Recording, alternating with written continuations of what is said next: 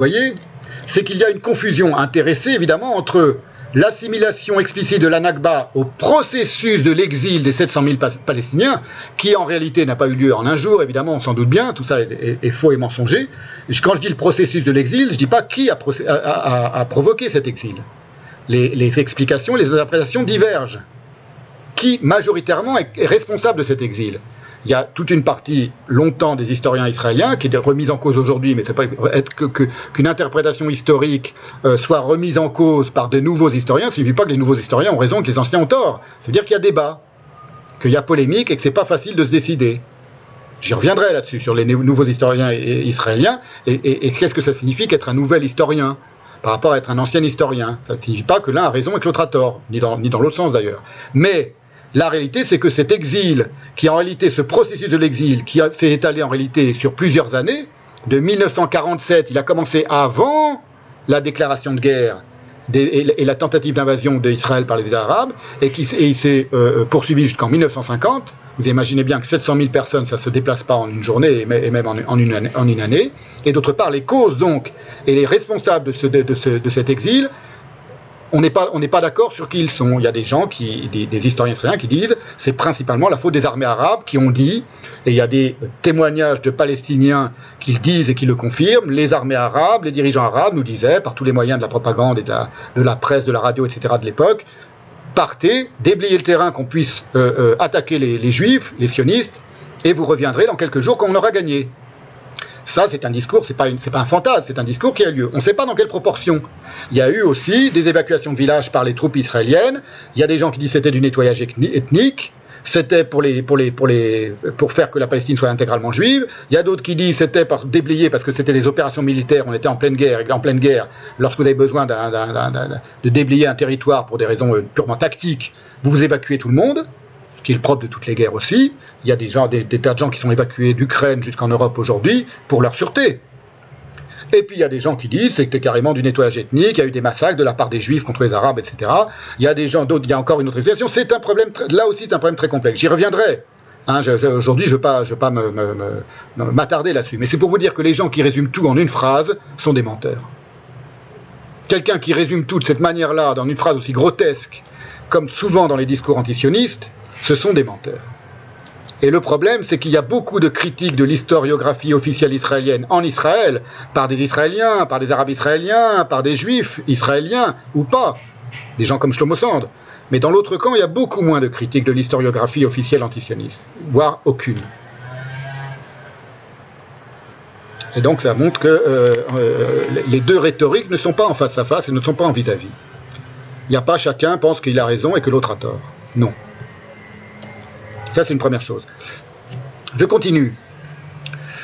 On confond donc, dans cette assimilation, je parle uniquement pour l'instant de cet article du Monde, un processus d'un exil, une date traumatique précise, le 15 mai 1948, le lendemain de la déclaration d'indépendance de l'État d'Israël, qui est devenu du coup le Nakba Day, le jour de la Nakba. Elle a donc c'est à la fois un processus qui s'étale sur des décennies, et en même temps un jour, le jour de la Nakba, qui est une expression évidemment calquée sur un autre jour, vous imaginez bien,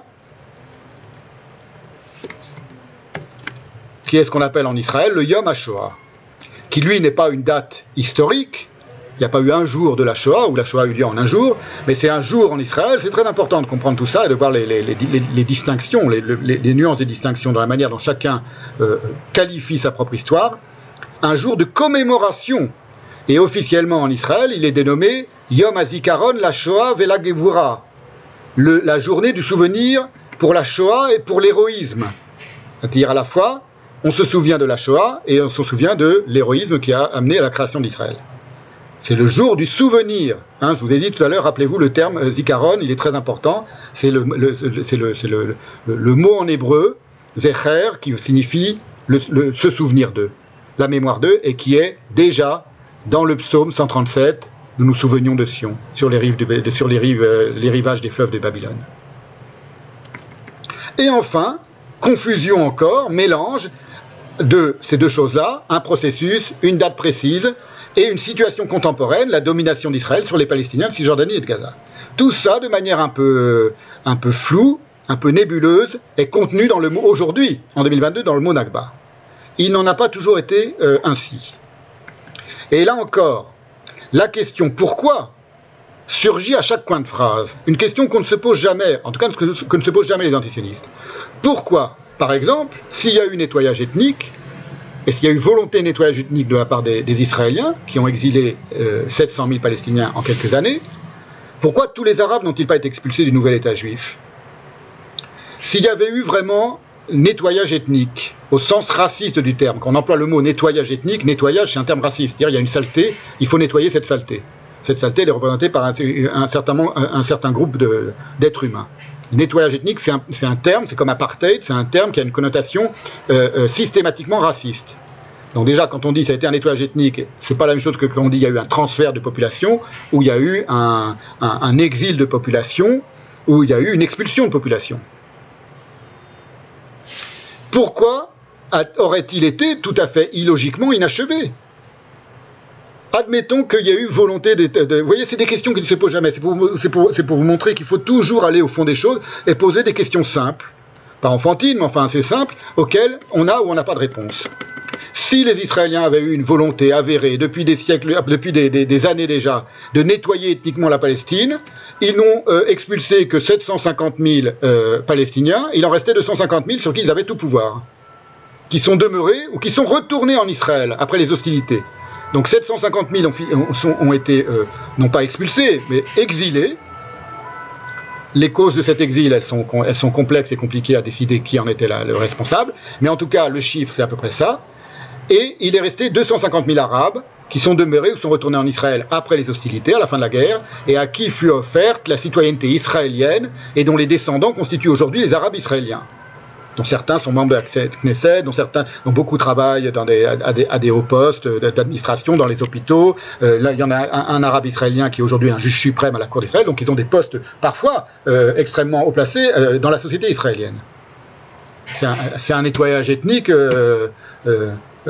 souillonné, si j'ose dire. C'est-à-dire, si ces gens sont des génocidaires, les Juifs, contre les Arabes, et veulent nettoyer ethniquement, alors qu'ils ont tout le pouvoir, c'est pas qu'ils ont perdu, ils ont gagné la guerre. Pourquoi ils n'ont pas fini leur nettoyage ethnique? Comment vous l'expliquez? Ils ne l'expliquent pas. Il n'y a pas d'explication. Ils n'en parlent jamais. Tout ce qu'ils vont vous dire, c'est que oui, aussi, c'est des citoyens de seconde zone, les Arabes israéliens, ils sont maltraités, patati patata. Voilà, mais on n'explique pas pourquoi un nettoyage ethnique entrepris pendant un certain moment et dans le cas d'un triomphe absolu et imprévu contre une population adverse n'est pas terminé. Ça n'existe pas. Si personne n'avait fait perdre la guerre à Hitler, il aurait terminé la destruction des Juifs d'Europe. Si personne ne s'était interposé contre les Turcs, il n'y aurait plus aucun Arménien de cette région-là en vie aujourd'hui. Vous comprenez, il faut poser des bonnes questions, c'est important. Je vous rappelle ce que dit Wikipédia à propos des Arabes israéliens. Donc ceux qui n'ont pas été exilés, expulsés. Voilà. Il faut questionner aussi pourquoi eux n'ont pas subi le même sort que les autres. La majorité des Arabes israéliens, incluant 170 000 Bédouins, sont des descendants des 250 000 Arabes qui restèrent dans les frontières de l'État d'Israël après le conflit judéo-arabe de 1947 à 1949.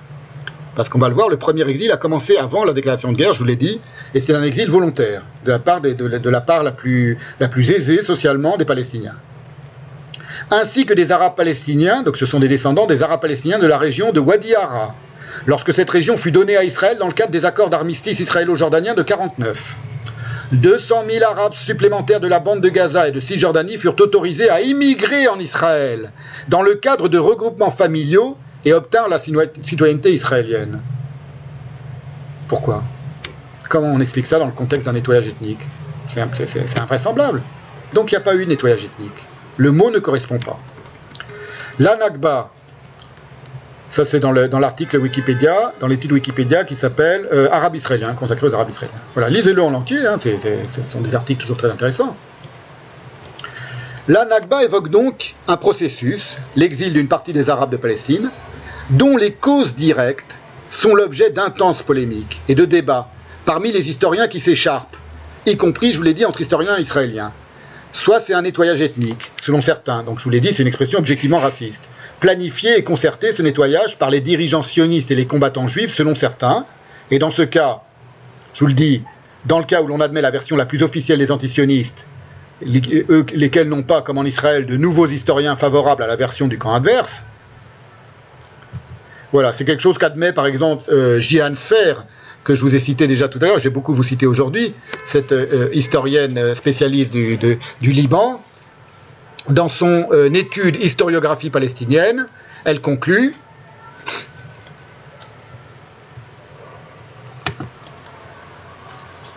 idéologique, militante, révolutionnaire, l'histoire de la Palestine l'est forcément. Et l'on est loin du débat historiographique mené par les nouveaux historiens israéliens remettant en cause les mythes fondateurs de leur État. Les préoccupations actuelles des historiens palestiniens sont de l'ordre de la constitution de traces, de l'édification d'une conscience historique et de la consolidation d'une identité nationale. Vous voyez, donc les historiens israéliens qui remettent en cause les mythes fondateurs de leur État, explique Jihan Sfer, elle n'est pas juive, elle n'est pas israélienne, elle n'est pas du tout pro-israélienne. Et les historiens palestiniens n'ont pas du tout la même conception de ce que c'est qu'être un historien. Les uns sont dans la consolidation d'une identité nationale, et les autres dans la remise en cause des mythes fondateurs de leur État. C'est Jihan Sfer qui l'explique. Donc c'est pour vous montrer vraiment qu'il n'y a pas de parité, là, il n'y a pas d'égalité du tout entre les deux types d'historiens. Donc cette première explication, qui remet toute la responsabilité du conflit depuis toujours sur les sionistes, il reste à poser intellectuellement une autre question. Je vous dis, première question, pourquoi ils n'ont pas terminé leur nettoyage ethnique s'ils sont de telles ordures? Ça veut dire quoi un nettoyage ethnique dont on a les mains parfaitement libres pour le parachever et on l'arrête. Il y a même des gens, on leur dit vous pouvez revenir en Israël. Des Arabes israéliens. L'autre question qu'on doit poser intellectuellement, c'est pourquoi? Imaginons, prenons vraiment l'hypothèse la plus antisioniste et la plus admise par les antisionistes, c'est qu'il y a eu volonté de massacrer les Palestiniens, de les expulser de Palestine et que la Palestine soit uniquement juive. Pourquoi et comment des membres d'une communauté persécutée depuis des siècles, les Juifs, personne ne conteste que les Juifs étaient persécutés en Europe, au moins en Europe, deviennent des persécuteurs? Est-ce qu'il y a d'autres exemples dans l'histoire? Vous voyez, il faudrait voir. Allez jusqu'au bout de votre analyse, messieurs et mesdames les antisionistes. Comment vous expliquez des Juifs qui ont été, alors, à part l'explication la plus imbécile, ils ont tellement souffert que maintenant ils transfèrent leur souffrance sur d'autres, voilà, ils ont été persécutés par les nazis, et du coup, pour se venger, ils ont persécuté les Palestiniens. Bon, c'est pas comme ça qu'on pense un conflit, on conçoit bien. Pourquoi et comment les membres d'une communauté persécutée depuis des siècles deviennent des persécuteurs? Y a-t-il d'autres exemples d'un tel phénomène dans l'histoire, etc.